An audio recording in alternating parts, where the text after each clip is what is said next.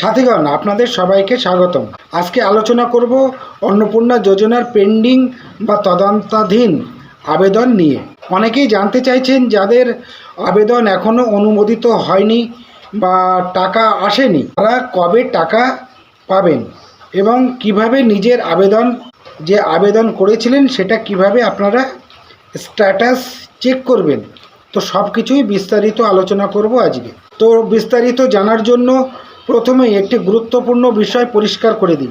বর্তমানে যেসব আবেদন পেন্ডিং বা আন্ডার ভেরিফিকেশন দেখাচ্ছে, সেগুলির ক্ষেত্রে রাজ্য সরকার বিভিন্ন তথ্য যাচাই করছে। আবেদনপত্রে দেওয়া আধার কার্ড, ব্যাংক অ্যাকাউন্ট এবং ঠিকানার প্রমাণ এবং অন্যান্য নথি মিলিয়ে দেখা হচ্ছে। তবে এই যাচাই প্রক্রিয়ার উদ্দেশ্য হল শুধুমাত্র প্রকৃত এবং যোগ্য আবেদনকারীদের আর্থিক সহায়তা পৌঁছে দেওয়া। তাহলে এখন প্রশ্ন, যে কি সেই প্রশ্নটা, তাহলে পেন্ডিং মানেই কি আবেদন বাতিল?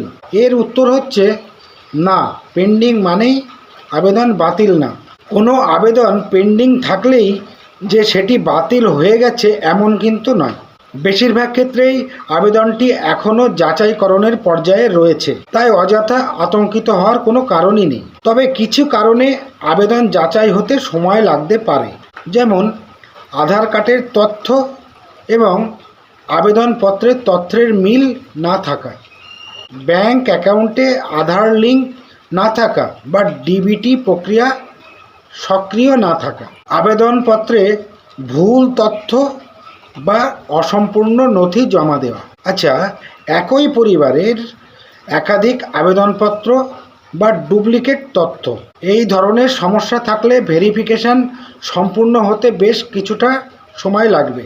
এখন আসি সবচেয়ে গুরুত্বপূর্ণ প্রশ্নে, যোগ্য আবেদনকারীরা কি তাহলে বকেয়া টাকা পাবেন?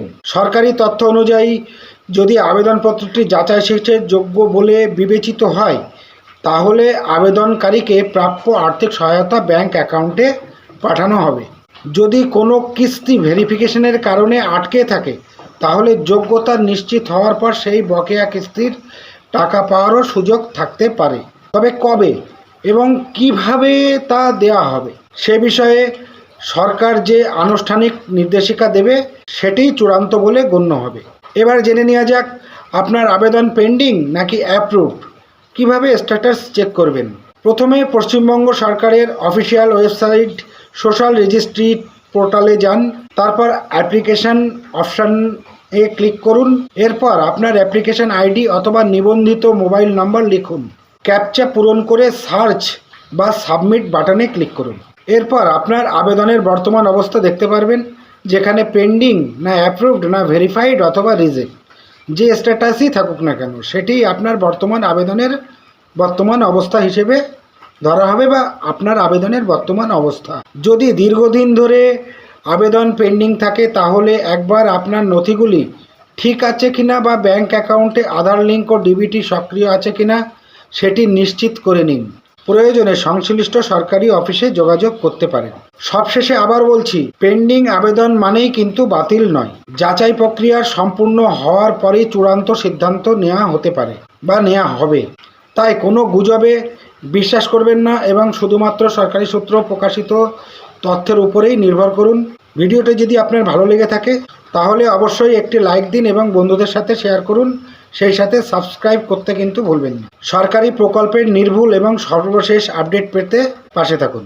ধন্যবাদ। তবে এখানে একটা বিশেষ দ্রষ্টব্য বা বিশেষ সতর্কতার কথা আপনাদেরকে বলবো। এই ভিডিওটি সরকারি উপলব্ধ তথ্যের ভিত্তিতেই কিন্তু তৈরি। কোনো নতুন বিজ্ঞপ্তি প্রকাশিত হলে সেই তথ্যই কিন্তু চূড়ান্ত বলে বিবেচিত হবে।